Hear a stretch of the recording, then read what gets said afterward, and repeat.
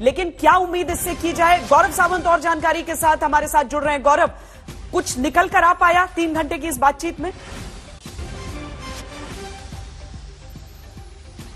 अभी इसकी डिटेल्स ना यूक्रेन की तरफ से सामने आई है और ना ही रूस की तरफ से, ना ही टर्की ने कुछ कहा है, लेकिन उम्मीद है कि ह्यूमैनिटेरियन कॉरिडोर्स पर बातचीत आगे बढ़ेगी और ह्यूमैनिटेरियन कॉरिडोर्स बनते रहेंगे। यूक्रेन का सबसे बड़ा आरोप यह है रशिया पर कि ह्यूमैनिटेरियन कॉरिडोर यानी लोगों के सुरक्षित निकलने का जो रास्ता है या खाना रसद सामग्री पहुंचाने का प्रभावित इलाकों में जो रास्ता बनता भी है, उस पर भी रूस की गोलीबारी और बमबारी हो जाती है। तो ये एक बहुत बड़ी चिंता की बात रही है। ह्यूमैनिटेरियन कॉरिडोर पर क्या बात और आगे बढ़ेगी, इसकी एक उम्मीद है। दूसरी बात जो बहुत महत्वपूर्ण है वो ये है कि रूस का पर आरोप यूक्रेन लगा रहा है कि वो अस्पतालों को भी निशाना बना रहा है। जैसे मारियोपोल में वृद्धों के रहने की जगह है, उसको निशाना बनाया जा रहा है, तो वहां पर उन एरियाज को छोड़ दिया जाए। लेकिन रूस पलटवार करते हुए ये कहता है कि मारियोपोल में जिस अस्पताल को निशाना बनाया गया वो इसलिए क्योंकि वहां पर लड़ाके रह रहे थे, मिलिशिया के लोग वहां रह रहे थे। तो इन आरोप प्रत्यारोपों पर एक एजेंडा के तहत बातचीत हो रही है और उम्मीद यही कि टर्की की मध्यस्थता से कुछ रास्ता ह्यूमैनिटेरियन कॉरिडोर पर आगे बनेगा। लेकिन जो बातचीत, जो प्रयास यूक्रेन का है, श्वेता, जिस तरह से यूक्रेन लगातार ये चाहता है कि युद्ध विराम हो जाए, उस पर बात आगे बढ़ने की कम उम्मीद है, क्योंकि जैसा अब्रामोविच की चिट्ठी या उसके बयान से भी बात सामने आई कि रूस के राष्ट्रपति की मंशा साफ है, अब वो यहां तख्ता पलट ही चाहते हैं अगले कुछ हफ्तों या महीनों में। पर अगर शर्तें ही रख दी जाएंगी दोबारा, और उन शर्तों को अगर पहले ही रखा था जब जेलेंस्की ने, हर बार किस तरीके से उन्हें सुनना पड़ा वो तो सब स्पष्ट था। आज जरूरत यूक्रेन की है कि उसे युद्ध विराम चाहिए। क्या उन शर्तों की आवश्यकता आज रह गई है?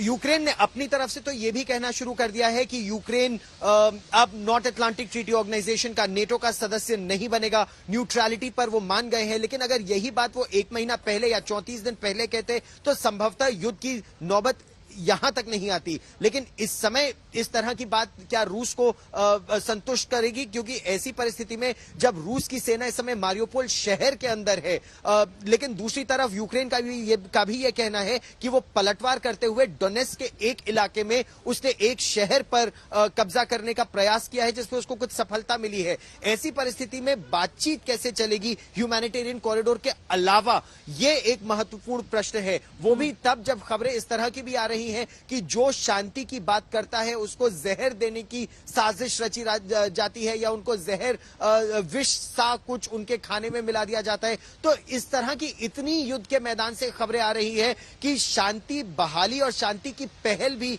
ऐसा लगता है कि केवल दिखावा ही है। रूस की मंशा अब साफ है।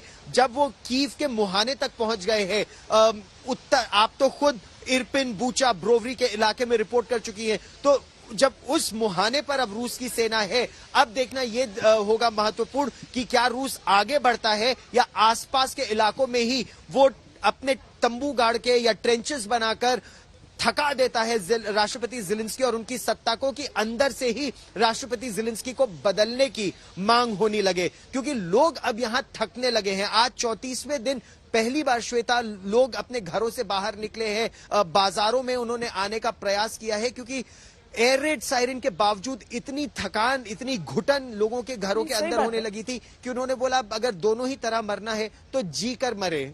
सही बात है। लोगों के भीतर ये चीजें नजर आती हैं वहां पर, और मानवीय गलियारे की आवश्यकता है या वाकई उस युद्ध विराम की आवश्यकता है जिसके लिए यूक्रेन के लोग छटपटा रहे हैं।